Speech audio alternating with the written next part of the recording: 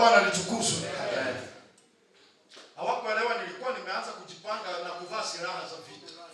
Maana nilijua niko vitani kuanzia Jumatatu. Na wao wananikujia Sunday. Shetani ashindwa mfululizo. Bwana Yesu asifiwe. Napenda Daudi katika Zaburi 68 anasema, let God arise, let his enemies scatter, let them also that hate him flee before him. Na kutangazia wanaokuchukia, wakikuona wanatoroka mbio katika jina la Yesu. Wao wanaokuchukia wewe, wakikutana na wewe, macho zao zipofike katika jina la Yesu. Wanaokuangaisha wewe, wakikutana na wewe, macho zao zipofike katika jina la Yesu. Mwanangu nisikize, tunaye Mungu wa vita. Anasema he trains our hands for the battle. Yes. Bible says, and he is mighty in praises. Our God is mighty. He is a warrior.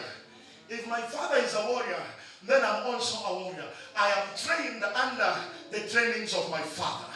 Praise the name of the Lord. Amen. Jina la Bwana litukuzwe. Vaeni silaha kamili za Bwana ili muwe tayari kwa vita. Zivaeni silaha za Bwana ili muingie kwenye vita. Nasema wakati shetani anarusha mishale, anaangalia kifua chako, anapata ya kwamba uko na breastplate ya righteousness katika kifua chako. Akilenga kiuno chako, anapata mshipi vijana, anapata mshipi umeshika vizuri sana. Bwana Yesu asifiwe.